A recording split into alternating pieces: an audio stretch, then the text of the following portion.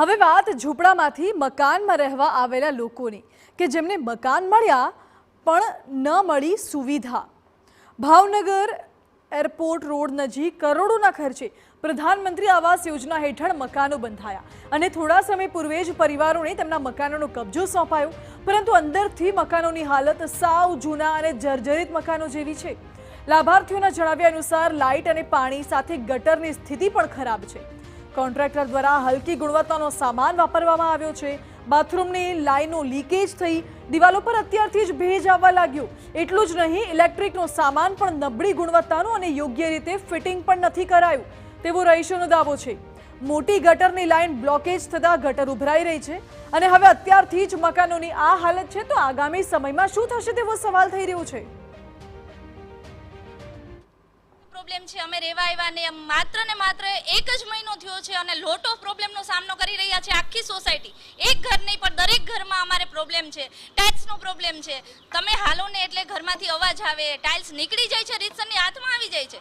આવી રીતે બાંધકામ હોય ભાઈ। પાણી લીકેજનો પ્રોબ્લેમ તમે જો, કેટલું બધાના ઘરે ગટરમાં પ્રોબ્લેમ, ગેંડીમાં પ્રોબ્લેમ, પાણી લીકેજનો પ્રોબ્લેમ અને હજી સોસાયટીમાં માત્ર 40% લોકો જ આવ્યા છે છતાં પણ આટલી બધી પ્રોબ્લેમ છે।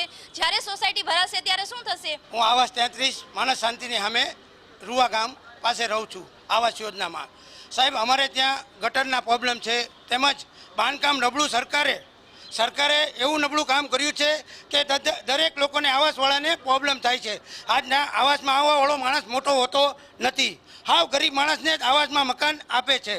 આવું મોદી સાહેબે કરેલું છે, બરાબર। છતાં આ લોકો કામ એવું નબળું કર્યું છે કે સરકારના પૈસા મોદી સાહેબે જે આપણે આવાસના સપના દેખાડ્યા એનું કામના પૈસા લોકો ખાઈ ગયા હોય એવું મને લાગે છે, બરાબર। એટલે મોદી સાહેબને હું એક જ રજૂઆત કરું છું કે આવાસમાં અમારું જે તમને રજૂઆત એટલી જ કરું છું કે અમારા જે આવાસના પડતર કામ કરેલા છે એનું અમને નિવારણ લાવી દો। હવે એક નહીં, બે નહીં, પરંતુ તમામ મકાનની સ્થિતિ ખરાબ જ છે। આવાસમાં રહેતા લોકો મોટી સંખ્યામાં મહાનગરપાલિકામાં એકઠા થયા અને કમિશનરને આવેદનપત્ર આપ્યું।